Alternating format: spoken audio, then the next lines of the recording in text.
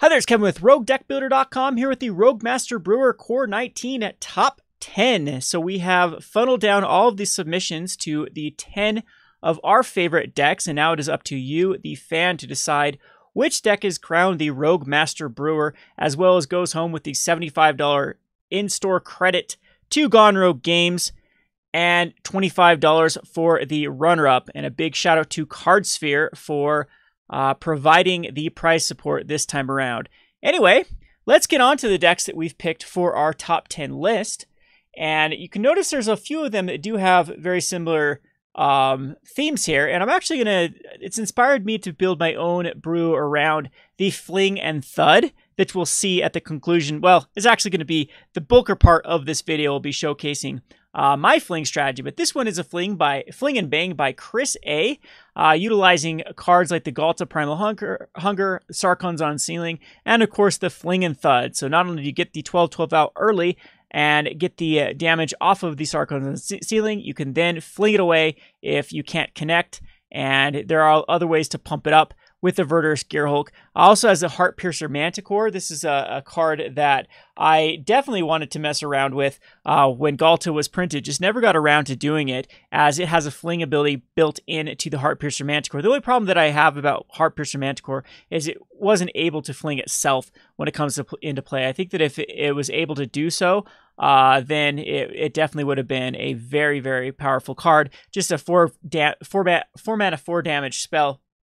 As well as the possibility of it then flinging something bigger. But I don't know if that'd be broken at that point. But anyway, Heart Piercer Manticore flinging a Galta Primal Hunger is no joke. So it's also got the Goreclaw Terror of Kalsisma to help and ramp these particular cards out.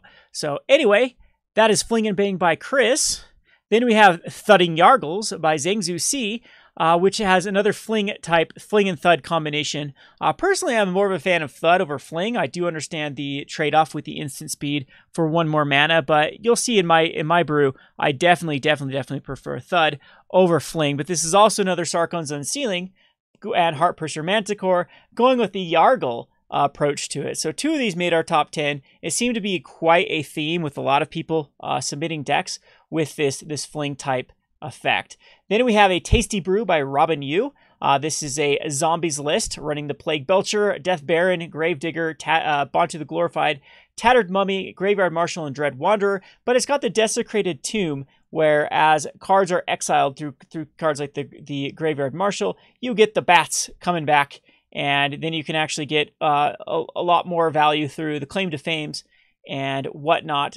Never to Return can actually even get you a Desecrated Tomb bat token. So nice little goblin grindy list, followed up with some bats. All right, so we have Pseudo Sisters by S. Hopt. This is a take on a standard Soul Sisters build, utilizing the Anointer's Priest, No Catcher's Monument, so you're gaining life off of the tokens, as well as the printed Ajani's Welcome, to then try to get a big Ajani's Pridemate. Now, the competition was quite early when we presented this competition. These decks are very, very common on MTG or on Arena at the moment. There are various different life dated strategies that do very similar things.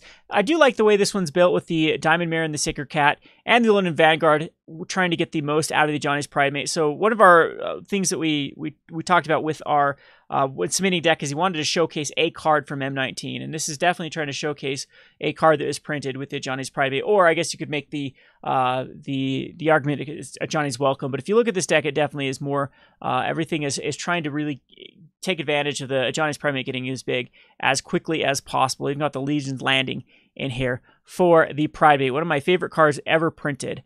We have Zach's Rishgar combo by Zach the Crack Addict. We have this combo I've showcased on my deck before. What it tries to do is tries to get Marwyn the Nurturer up to a high power level and then use the Rishkar's expertise to draw a ton of cards. And then it creates a lot of mana through the Marwyn being able to tap for mana and then untapped by all of these untap abilities like the Ornamental Courage, the Gift of Growth, and the Synchronized Strike. All are something that can untap and pump up Marwyn. And then eventually you can cast something like Larger Than Life to give it trample, or uses Ronus the Indomitable's trample ability to then swing in for lethal with Marwyn. I think Zach has updated this deck since then to have a one of Walking Ballista as another outlet. You can actually pump up you can pump 40 mana into a Walking Ballista and just win that way. It's not unheard of with this deck when it actually goes off. There are some other cool little combos in here with the Elvish Clancaller that can pump up the Steel Leaf Champion or the Llanowar Elves, and with the ability to really generate a lot of mana searching up another Elvish Clancaller. That's, if you have 2 Elvish Clancallers, it's giving Marwyn +2/+2 right there. And sometimes that's the route to victory, is by going just kind of this elf tribal strategy to it. But usually it's you get Marwyn pumped up and swing for lethal. All right, we have Value Everywhere by Bannon G, and this is a Pauper deck, it looks like, with Impact Tremors, and then running the Goblin Instigator, synergized with all of the cards. The one thing I think about this card, if you're running Goblin Instigator, I think all of these cards synergize very well with Burning Tree Emissary. So I'm kind of surprised that you didn't see a Burning Tree Emissary, even having the options of the red and green with the 1-drops with Essence Warden and Founder Street Denizen. I think it's a shoe-in for Burning Tree Emissary. I don't know if it could have been put in originally. Let's count the deck count. 31. Yep, okay. So it doesn't look like it was included. But, yep, just trying to get as much value off of the green. And to me, it looks like this is missing the Burning Tree Emissary. That's got to be the idea to it. And then the Violent Outburst. Violent Outburst decks have got very popular recently, some of these green-red shells. But this is a nice little new take on it. All right, we have My Little Pony by John, which is utilizing all of the ponies. The Diamond Mare and the Metallic Mimic turns into a pony. And we have a Surge Mare, a Lightning Mare, a Shield Mare, a Plague Mare, a Vine Mare, and a Crested Sun Mare, getting them all indestructible. And then we have some synergies with the Gaining Life with the Shield and the Diamond Mare. And then cards like the Navigator's Compass, the Fountain of Renewal, and even a Prophetic Prism to help with the fixing.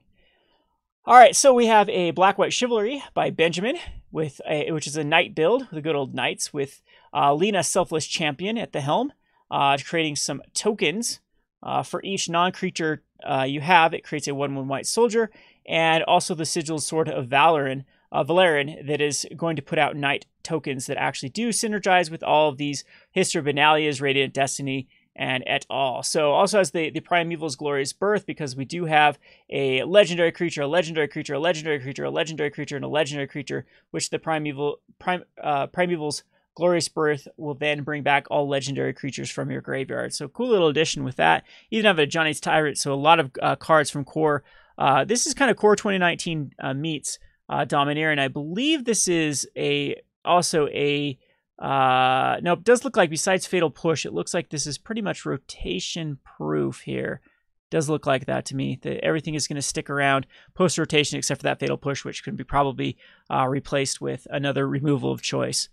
All right, so we have Sleep Paralysis by Tyler Roundy. This is going to try and sleep your opponent out indefinitely. You have cards like the Salvager of Secrets to retake the sleep, as well as the Community's Awakening, and even Time of Ice to sleep it down, and then having the Psychic Corrosion mill strategy as the win condition.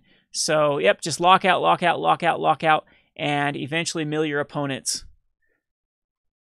All right, so then we have, last but not least, we have the Infinite Turns by Dennis S. This is going to utilize the Magister's Scepter and then run a lot of ways to stall your opponent until you can put the counters. And it's got the Winding Constrictor combo with the Magister's Scepter. So if one or more counters will be placed on an artifact or a creature control, you play twice that many. So yeah, that is a cool little synergy. And Power Stone Star to really power up your deck, and eventually you'll have as many turns as possible once you get, I think you have to have multiple Winding Constrictors. That's how I'm seeing the combo. Correct me if I'm wrong here. So, yep. So basically, if you have 2 Winding Constrictors and the Scepter, you get to take an extra turn every time you put a counter on it. So Skyship Plunder can also put counters on it. What is this? Artificer's Assistant can untap it. Is that the card does? Let's wait till it loads here with the Artificer's Assistant here. Nope, this is the Scry one. So am I missing a way to untap it with the Scepter? I think you'd have to have multiple Scepters out here, because you have to be able to tap it to put counters on for one of them.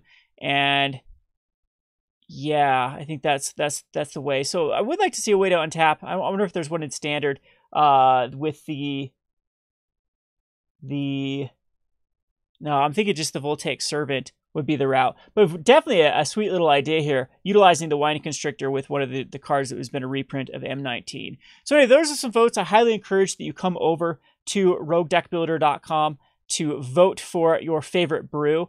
And then in my next video, I'm going to show you my fling video that I am currently working around and see if we can win some matchups with it. I have had a lot of fun with it lately. I'm still trying to figure out the right numbers, but it's definitely a fun little brew to mess around with on Arena. Unfortunately, a lot of the cards do rotate, so we're going to have as much fun with it as possible until that dreaded rotation, or actually not the dreaded, everyone's looking forward to the rotation time coming, and we can get to brewing with the brand new standard season. So anyway, I'll be looking for that video shortly. This is Kevin with Rogue Deck Builder. Thanks for watching.